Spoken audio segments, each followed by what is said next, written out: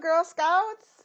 We are so excited to have you joining us for our Night Before Cookies virtual rally and for your participation in one of the most iconic Girl Scout activities, the Girl Scout Cookie Program.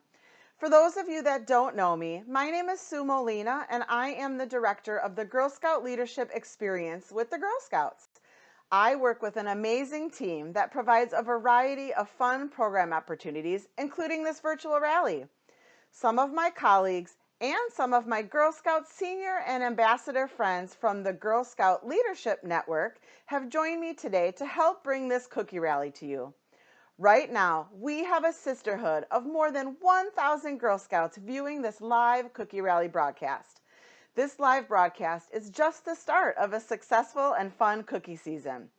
We hope this broadcast and the many more pre-recorded cookie activity videos will guide you as you set cookie goals, learn super useful life skills, and find out all that you are capable of.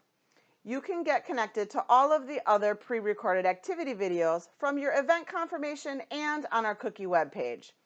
But first, we have some special surprises in store for you, including a message from our CEO and a visit from the Koala Hospital coming to us all the way from Australia. This is the Koala Hospital where our philanthropic donations from this year's cookie program are going. We'll also play a cookie-themed virtual game and more.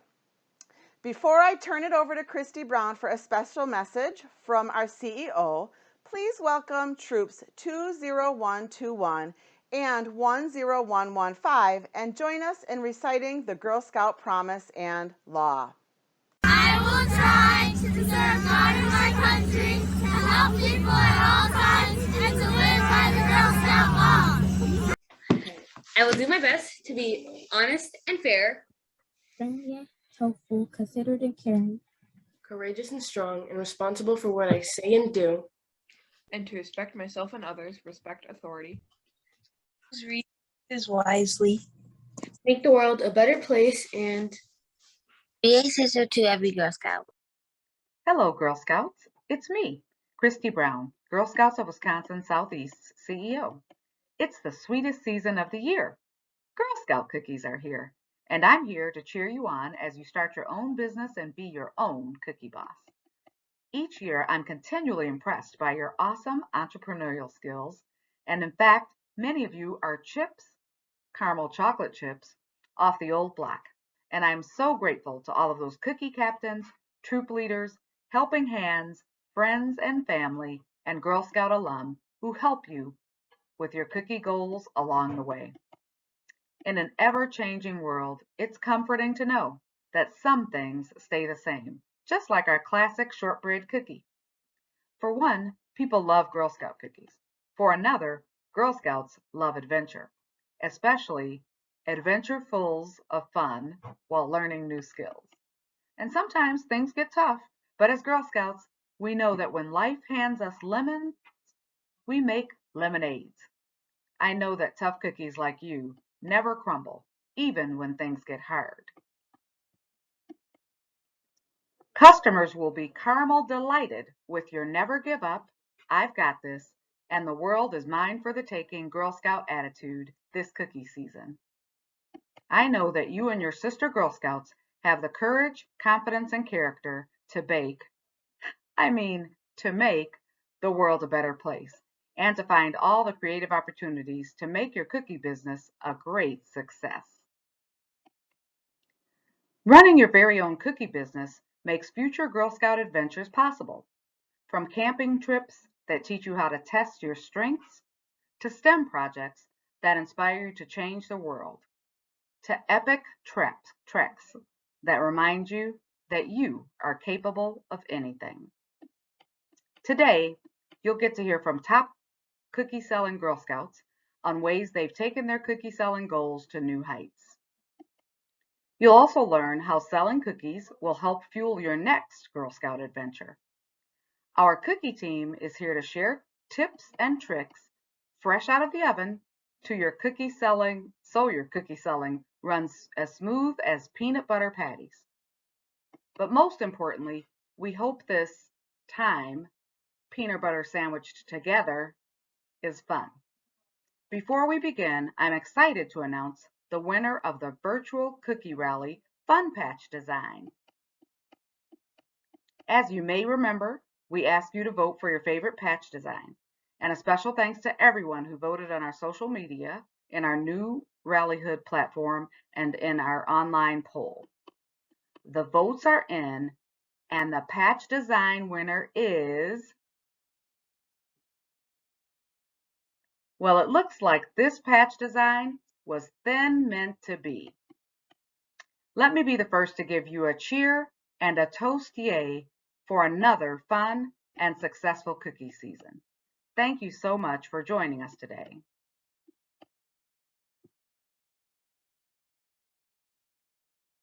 Thanks, Christy. My name is Iman, and I'm a Girl Scout ambassador with the Girl Scout Leadership Network. And I'm so excited to be here, and I'm happy that I get to introduce you to a group of Girl Scouts who are among our top cookie sellers last season. We've received a lot of questions from Girl Scouts to ask our top sellers, and we'll try to get through as many as we can. Let's meet them now. Hi, Girl Scout friends. How are you? It's nice to see everybody tonight. So I'm going to introduce everybody. Amelia, if you could wave and show everybody. Hi, Amelia. Amelia is in 4th grade and in troop 11197. Driana, hi Driana, Hi. is in 8th grade and she is in troop 1622. Elise, hi Elise, is in 2nd grade with troop 1378, and McKenna is a 6th grader. Hi McKenna. McKenna's in troop 31580, and last but not least, Megan is in troop 20076. Did I get that right? Okay.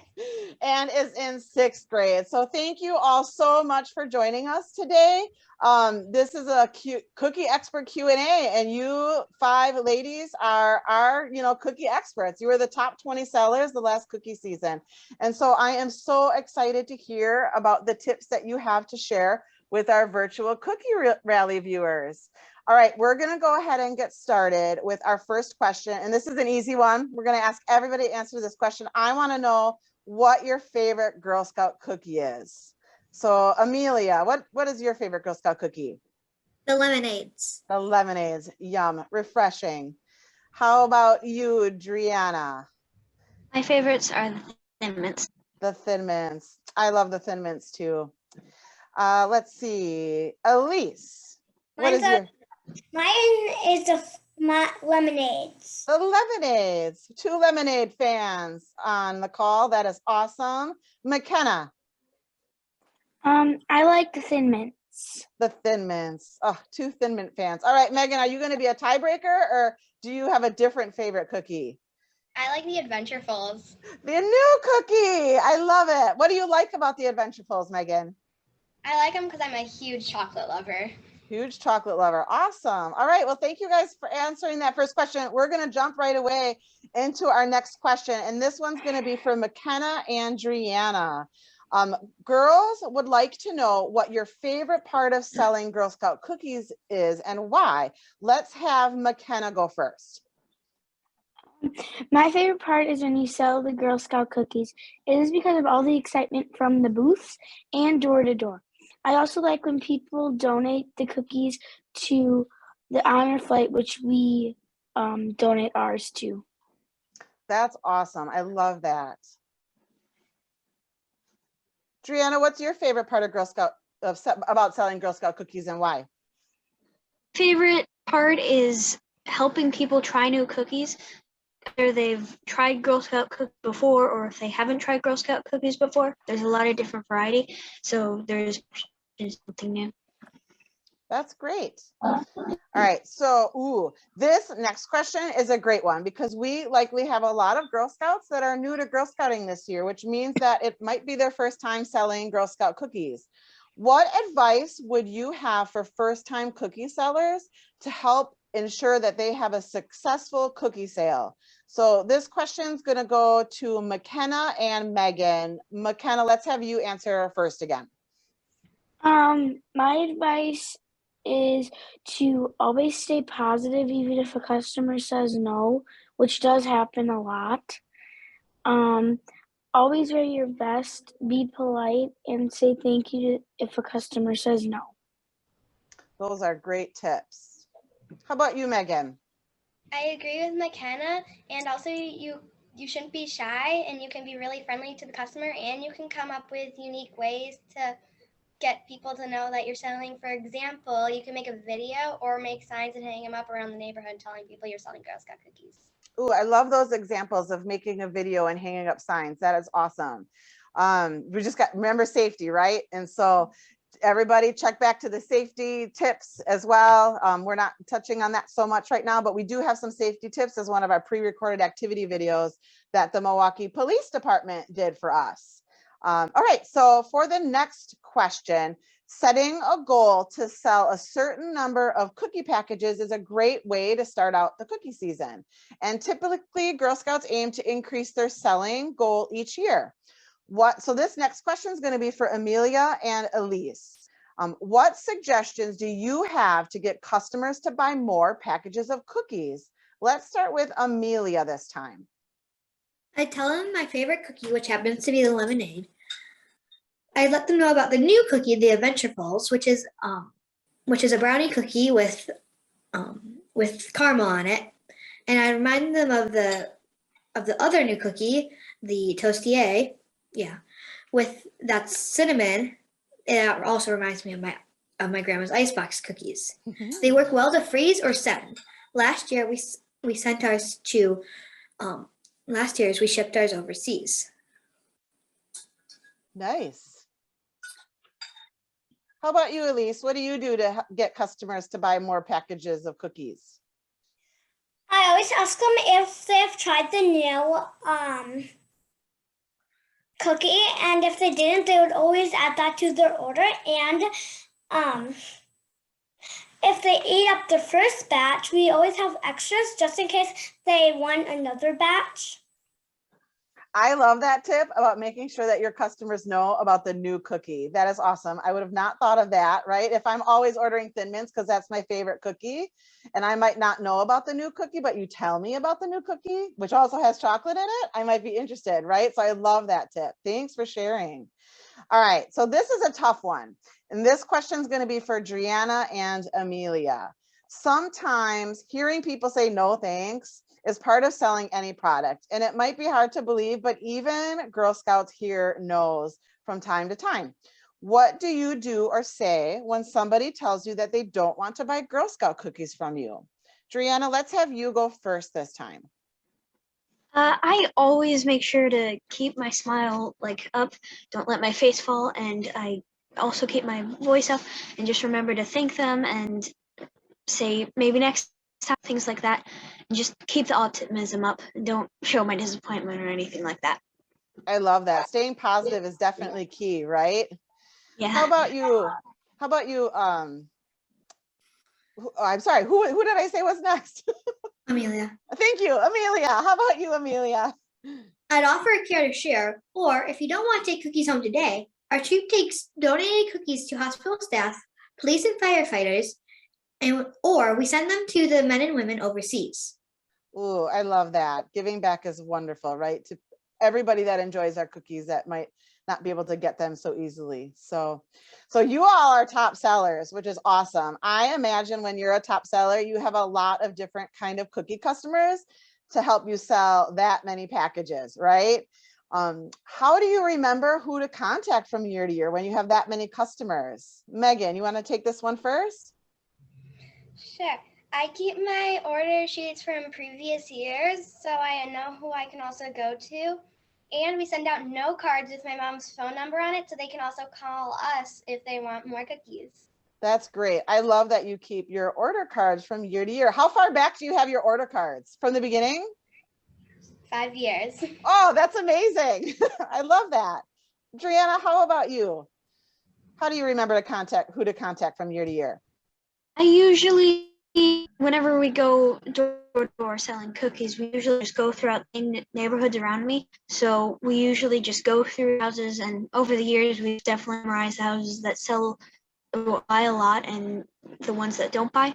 And also we try to tell to my family members and my dad's workers. It's easier to remember who from my dad buys more since there's less people. And just, yeah. I love it. You're using your networking skills. That's awesome. That's great. Well, a couple of you have already mentioned about thanking our customers, which is really important, right? We can't really have a cookie program if there are no customers buying cookies. And one of the ways that we as Girl Scouts can really show appreciation to our cookie customers is by thanking them for purchasing cookies. So for our last question, our Girl Scouts want to know, how do you thank your cookie customers? And then this question is going to be for Elise and Amelia, with Elise going first. So I always give them a thank you note if I don't see them face to face. And if I see them face to face, I say, thank you for supporting my troop. Oh, I love it. I love that. Do you personalize each of your thank you notes? Do you write inside? That's awesome. That's great. How about you, Amelia? How do you thank your customers? On my pre-order selves, I give a handwritten thank you note, and then I thank each person with a smile that buys at our booth. I also tell them where our next booth is, so that next week, so that they know if they want more cookies. I love that. And I love that I really do love that you are doing, both of you and probably all of you are doing personal thank you notes. Like in a time of age where everything is digital and text messaging and emails, and it's really nice to get a really special handwritten note. You know, it really does feel special when your customers get that. So I'm so glad that you because it does take time to do that, but it really is meaningful for them. So that really wraps up all of the questions that we're able to ask right now. We hope that everybody learns something new that will help you have a successful cookie season. Elise, Megan, McKenna, Driana, Amelia, thank you all so much for your time. I really appreciate you sharing all of your advice with your sister Girl Scouts viewing this live broadcast right now. Good luck on your upcoming cookie season. Bye, everybody. Bye. Bye. Wow, it was great to hear how our top cookie sellers from last cookie season ran their cookie businesses so successfully. Hi, my name is Wendy Dahl, and my job is to lead the cookie program here at Girl Scouts. I'd say I have a pretty sweet job. Did you know there's a new Girl Scout cookie this year? This year, cookie-loving consumers across the country can get a big taste of deliciousness and adventure with the new Adventurefuls, the latest addition to the iconic cookie lineup. The new cookie is a brownie-inspired cookie with caramel cream and a hint of sea salt. This new cookie has already been highlighted on the news, so be ready to tell your customers what it will taste like. You probably already know this, but by participating in the cookie program, the largest girl-led business in the world, not only are you learning valuable financial literacy and entrepreneurial skills, you'll also be fueling your other Girl Scout cookie adventures. In honor of our new cookie, the Adventurefuls, we would love to know what adventures your proceeds from the cookie program will fuel this year. Are you hoping to go on a field trip? Maybe you're planning to give back to your neighborhood through a community service project where you're helping others. Or maybe your goal is to go to Girl Scouts summer camp this year. Check out our post in the Entrepreneurship GSY's Rally in Rallyhood and tell us what adventures you or your troop hope to go on by participating in this year's cookie program. We'll randomly be selecting 3 winners sometime next week who will receive special mystery prizes. Traditionally, Girl Scouts use an order card like this one to sell Girl Scout cookies. But in our ever-changing world, we know you are up for the challenge to sell cookies in new and creative ways. This year, you can take your cookie selling business online. That means you can ask customers to purchase and pay for cookies online through an email, a text, Facebook, or just about anything. This is a great way to keep you, your troop, your family, and your customers safe this cookie season. Ask your parents to help you set up an online selling account to get started. You should have received an email last week with the link to set up your online account. Starting tomorrow, you can have your parents help you email friends and family, and you can even post your selling link in text or on Facebook. You can even download the Smart Cookie app if you have a cell phone. This way of selling is so much easier than selling with an order card because Smart Cookies will keep track of all the sales for you. Please make sure you set a goal before you get started. Look at the reward sheet to see what you want to earn and talk to your troop to see if your troop is saving for a special adventure. Good luck with your cookies this year, girls. Thanks, Wendy, for the great information about contactless and online selling, and the new adventurous Girl Scout cookie, which I can't wait to try. My name is Tessa, and I am a Girl Scout senior with the Girl Scout Leadership Network. Now we are going to play a cookie trivia game that I get to introduce to you. It's super simple, and here's how it's going to work. You'll see a question and several possible answers on the screen. Challenge yourself and try to guess the correct answer before all the incorrect answers disappear. There are 10 questions in total. See how many you can guess correctly. Are you ready? Let's get started.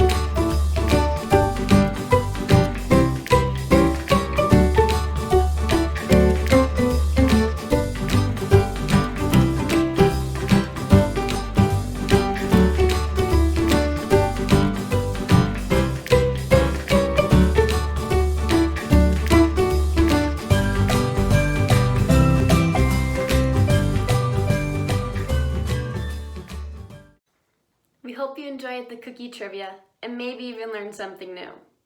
Hi, my name is Colleen and I'm a Girl Scout ambassador. I'm also a member of the Girl Scout Leadership Network. Next, we have another very special treat for you guys that we're so excited about. Because this year's cookie theme, it's all about koalas. We thought it would be really cool to invite our friends from the Koala Hospital to join us.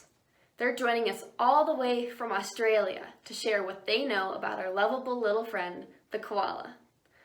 We have a video clip from the Koala Hospital we'd like to show first, and then we'll have a group of Girl Scouts who will chat with the hospital staff to ask them questions about koalas. All right, here we go. Please welcome Australia's Koala Hospital. Port Macquarie, just north of Sydney, is a beautiful coastal destination. It's also home to one of Australia's biggest koala populations and a critical koala breeding ground. These cute-looking marsupials just love it here.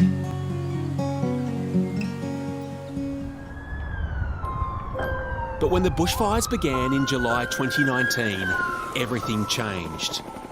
The koala habitat, already bone dry from the drought, stood no chance against the ferocious blaze, which destroyed around 70% of the koala breeding population.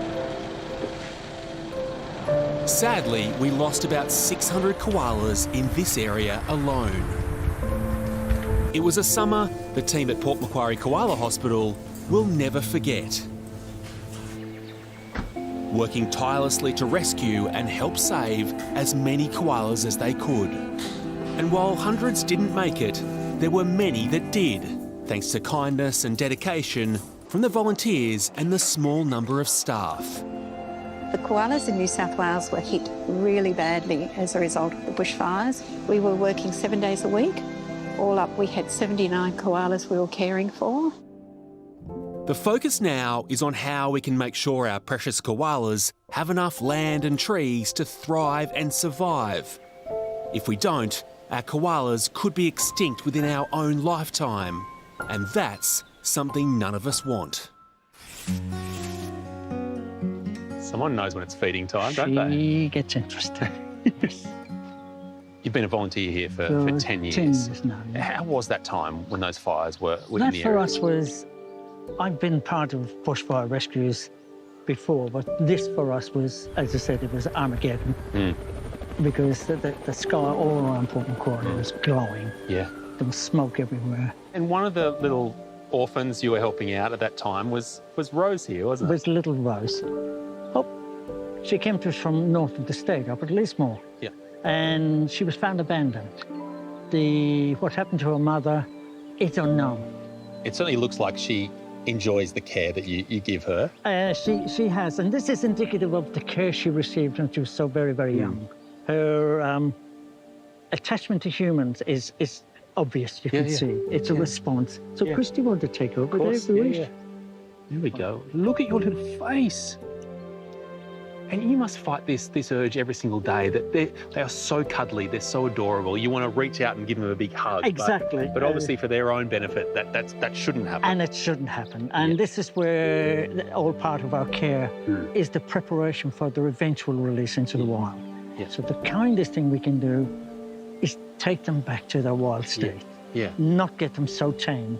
So obviously she's getting a formula here. This is like a Divedalac formula. It is. But she's trying to become a grown-up now. She's and so trying she to- is eating some eucalyptus as well. She's eating eucalyptus, and she gets it fresh every morning. But they're quite picky, aren't they, in terms of the eucalyptus they will eat? They won't just find a eucalyptus tree and eat it. They need a particular stage of the growth and often a certain species, don't they? That is so, because while people see eucalypt growing everywhere in the east coast of Australia, they think the koala will never go hungry.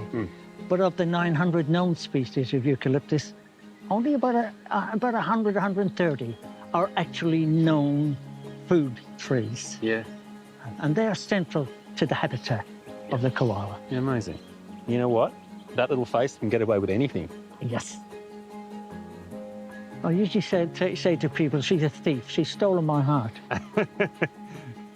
And she won't give it back. I know. I don't think she's ever going to give it back. You can see why. She is just the most adorable little one. But what I love about it is this element of trust between the animal and the carer. Yeah. And I have moments when I'm feeding her where I just make eye contact and I get completely immersed in the moment. And I said, I just love what I do. Yeah. All right, everybody. Now we have arrived at the time that I bet everybody has been waiting for. Koalas are the most adorable tree-hugging, eucalyptus-eating Australian icon that we all know and love. And I know that you're excited to learn more. We are especially delighted to welcome the Koala Hospital in Port Macquarie, New South Wales, Australia, as our featured guests for this virtual rally. I'd like to start by introducing you to our koala experts who are here with us today from the hospital. So if you guys want to go ahead and jump in and introduce yourselves, and then I will introduce our troop. Okay, you first. Us first? Okay. I'm Charlie Fisher, one of the vets at the Koala Hospital. And I am Astrid. I'm the other vet at the Koala Hospital. Oh, Shane, we can't hear you. You're muted. Oh, sorry. That's and okay. I'm Shane Flanagan, the Clinical Director of the Koala Hospital. Welcome. Thank you all so much for joining us today. Also joining us, we have some Girl Scout friends from Troop 10553. These lovely ladies are here because several weeks ago, we had asked all of the event registrants to submit questions that they had for you today. And Troop 10553 is going to help share those questions with you. We've selected 8 questions to ask during the Q&A. So let's go ahead and jump right in to our first question, which is going to be asked by Celeste. So Celeste, if you want to go ahead and unmute and ask your first question. Hi, my name is Celeste, and I would like to know, are koalas friendly or dangerous to humans, or both?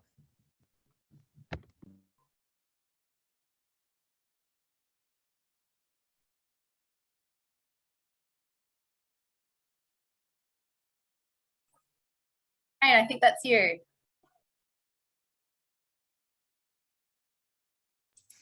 Sorry, I was looking at the list of the questions from the top. Would you like to ask that question again, Celeste?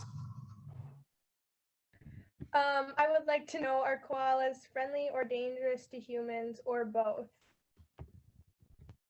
That's a good question because there's a lot of myths about koalas, that's for sure. Koalas are like every other wild animal.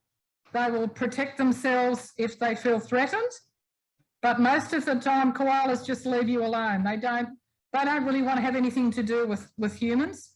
And so they're not aggressive, they're not angry, they just want to be left alone. So hopefully that's answered it. Thanks for sharing. Collage and Canvas, I believe the next question is yours.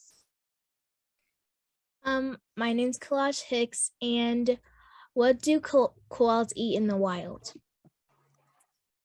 Yes, so I'll answer that question. As was mentioned by Sue before, they eat eucalypt, but there's lots of different types of eucalypts that they eat.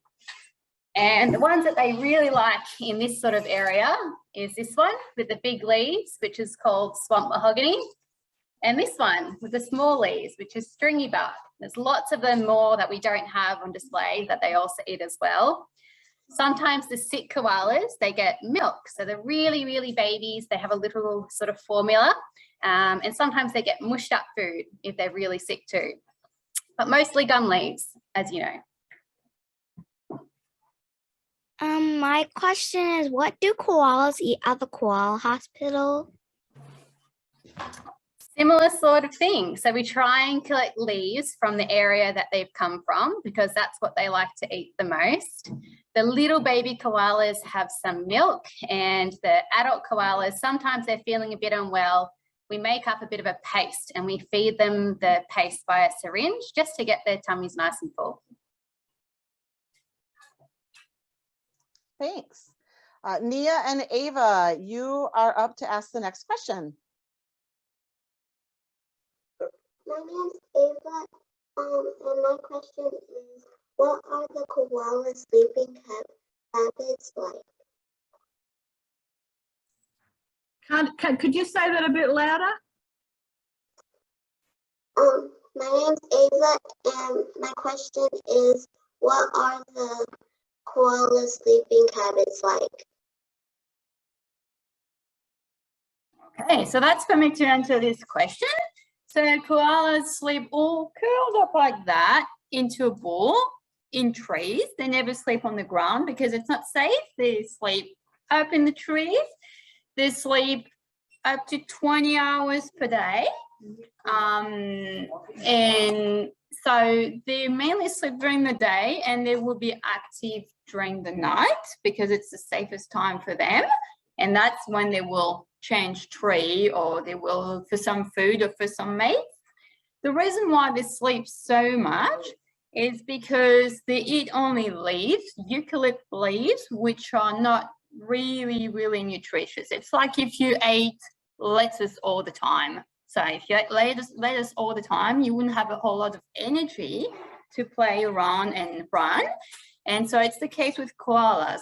The other thing is that eucalypt leaves have a lot of toxins in them, and other species could not eat eucalypt leaves. They would die. But koalas have a super liver that is able to get rid of all the toxins, but that uses a lot of energy, and this is why they need to sleep a lot.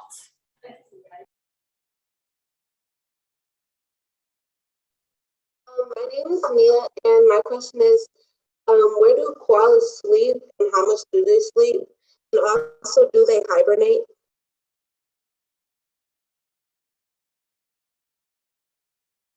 So koalas don't hibernate. They are mammals, and they need to sort of regularly eat to keep their body temperature up and their system going. So they don't hibernate.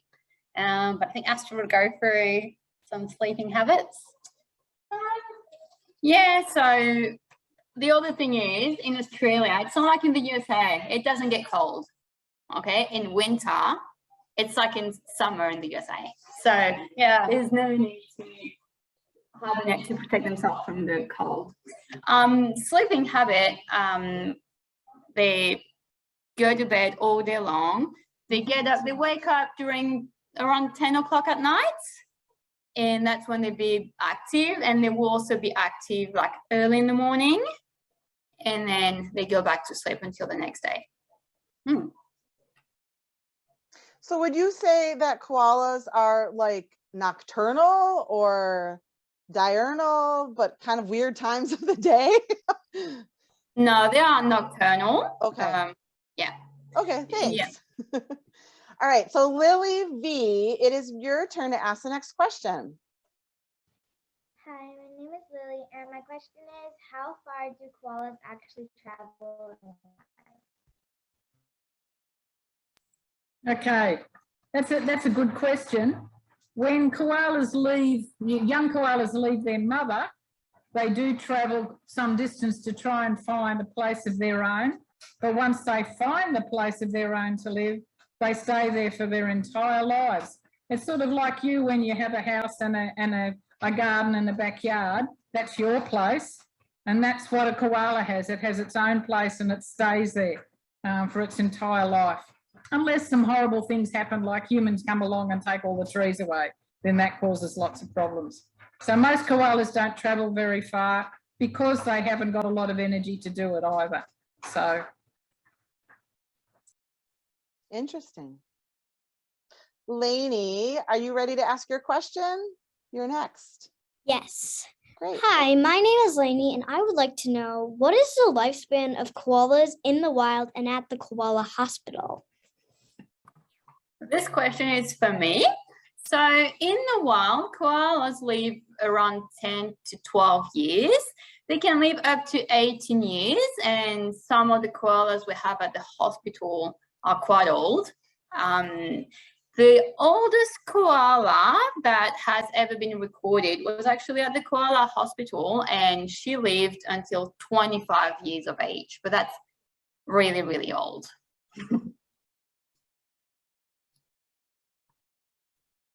All right, Nuri, you're next. Hi, my name is Nuri, And koalas are, and I like to know, koalas are so fuzzy. Koalas are so fuzzy. Koalas are so fuzzy. Does their fuzzy fur or color help them? That's a really good question, because it's interesting you say they're fuzzy, because believe it or not, they're not fuzzy. They've got fluffy ears, but all their fur sort of sits down quite nicely, just like a dog. It sits down well, but what they do have is very thick fur, and they actually have 2 lots of fur, and it keeps them really warm in winter and cool in summer. And their colour, I don't know whether you've seen in some of the pictures, but they have this patterning on their bottom, and the patterning is supposed to be a camouflage so that things like pythons can't see them, but it doesn't always work. But that's why they've got the colour. And when koalas get really sick, they go from a lovely grey colour to a brown colour, and that can sometimes tell us that they're very unwell. So they're not really fuzzy at all, except for their fluffy ears. So I have a follow-up question regarding the colors. Are they, because I feel like when you see pictures a lot, koalas are sort of different shades of gray or brown. Is that normal, or are the brown koalas sick when we see those pictures? That's a very, very good question. And there are different, I suppose for you guys to understand, sort of like races of koalas. In north of the country, in Queensland, they're smaller and they've got a very fine grey fur. And then further south you go, right down into Victoria, where it's colder, the koalas are bigger with thicker fur, and they can almost go a sort of a chocolatey brown colour. So yeah, you do see variations in colour, which is really nothing to do with health. You've got to be able to tell the difference between this sometimes chocolatey brown colour that's a well animal and a coat colour when they're sick. Yeah, so I never thought about that until you said that earlier. So thanks for sharing. All right, Lily B, it is your turn to ask the next question. Hi, my name is Lily, and my question is, how long is a koala pregnant before she gives birth? And how long does a baby koala stay with her? I'll answer that question. So koalas aren't pregnant for very long at all. They're only pregnant for about 35 days. So it's just over a month. After that, the koala is born and a tiny little hairless koala crawls into the mummy's pouch, and they stay there for some months. Overall, they're with their mums for about 1 year, and then they start to live their own lives, find their own territory.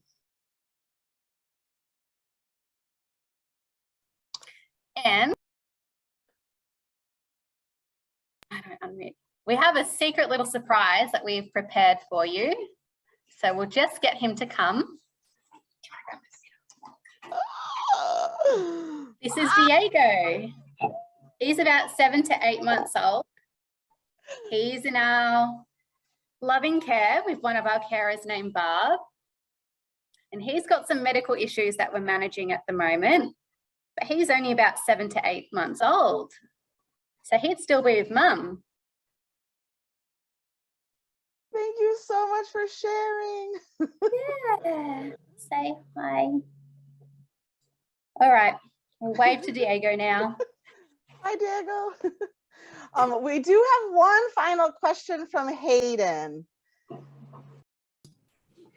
Hi, my name is Hayden, and I would like to know, how are koalas in danger, and what can we do to help protect koalas? Well, I can answer that one for you. Koalas are in danger, and it sounds terrible, but most of the reason koalas are in trouble is because of humans. And that's the same problem for wildlife right across the world. When wildlife are in trouble, it's because of us. And a lot of it's to do with things like pollution, and also because we take out so much habitat for us to live. And that's what's causing the problems for koalas is we're taking out so much forest to make houses for us that it's causing them great danger. And that's what drives it all. So the one way that you can help is to make as many people in America aware of the problems that are happening with wildlife, but of course with koalas. And the more people that put pressure on the Australian government, the more it helps. So you can write to the government, you can speak to people, but international pressure to help try to protect the remaining animals in this country is really, really important. And when the 2019-2020 massive bushfires happened in this country, we had an incredible amount of support from all over the world. And that put great pressure on the government to do the right thing. And they are trying very hard to make positive change, but it's not very easy. So koalas are in danger because of humans and because our climate is changing. That's not helping matters either. But then that's a human-induced thing as well. So sorry to be a bit of a bearer of bad news, but that's the fact. Shane, I think that's really a great segue. I mean, we definitely learned a lot about koalas today, some interesting fun facts, but you know, we also do have to learn about those harsh, important realities that face koalas. And one of the things that I love about our cookie program this year is that our Girl Scouts that want to help koalas can, through our philanthropic reward, to donate their cookie proceed dollars to your koala hospital. So Girl Scouts listening, if you're interested in donating money to the Port Macquarie Koala Hospital, take a look at this option in your cookie materials for helping in that way, in addition to advocating for koalas and teaching people about the harsh realities that koalas are facing. So I really wish that we could talk about koalas forever, as I'm sure there is so much more to discover about our cute, cuddly friends, but sadly, our time today is coming to an end for our Koala Expert Q&A. I wanted to thank our guests from the Koala Hospital in Port Macquarie, Australia, one more time. We really appreciate you sharing your knowledge with our Girl Scouts. So thank you so much for your time today, and we want to say goodbye. Girl Scouts, can we help say goodbye? All right, thank you, bye. Thank you. Wow, the Koala Hospital was incredible. And Diego, I just can't handle that cuteness. OMG, I am so in love with koalas. We are just about ready to wrap up the Night Before Cookies Virtual Rally live broadcast. We hope that you learned a few things and had some fantastic cookie and koala fun. We wanted to send you off with a few final reminders. Cookie order taking starts February 1st. So beginning February 1st, you can take orders online or in person. Although this virtual rally live broadcast is ending, we still have many more cookie-related activity videos available for you. So check those out on our website. You can learn from the Milwaukee Police Department on how to stay safe while selling. You can find out how to use your cookie proceeds to help your community. You can get even more selling tips from older Girl Scouts. You can make a Thin Mint milkshake, or do a few koala-themed crafts, and so much more. Either refer back again to your event confirmation or check our website at gswise.org and go to the cookie page for easy access to all of the video links. You can do these activities today, next week, or anytime during this year's cookie season. We also encourage you to take a picture of yourself while watching the videos or trying the activities so that you can share your pics on social media using our custom event hashtag #NightBeforeCookies. And don't forget to tag GSWise. We also can't go without putting in a final plug for our in-person cookie rally with the Milwaukee Admirals. If you've already purchased tickets to attend, we can't wait to see you. If you haven't gotten your tickets, it's not too late. Just check your communications from GSWise or your event confirmation for tonight's event for a link to order your tickets, and the deadline to order tickets is February 1st. Finally, we wanted to say thanks for hanging out with us during our virtual cookie rally. We know that you're excited to get your cookie business started and begin selling. We hope this virtual rally and the additional pre-recorded activity videos are fun and will help you prepare for a super successful cookie season. We know that you will climb with courage. Goodbye and good luck. Selling cookies is about the big picture. You have to have a goal. A big goal. Something you and your team want to do in the world. We choose where the money goes. A trip, an adventure, helping people out. Helping a lot of people out. And something never been done before. have to decide, make a plan. We all have to agree. It's not always easy. And about the money, we are responsible for it. handling it, managing it, tracking it, doing great things with it. This is business. Girl business. Girl business. The biggest girl-run business In the world. It's kind of amazing. Girl Scouts are everywhere. Over 2 million of us. My mom is one. My little sister is one. My cousin Michelle is one. Maybe you're one. Girl Scouts should totally run the world. I think we already do. I'm not surprised. Are you surprised? We're not surprised. Did you think this was just about cookies?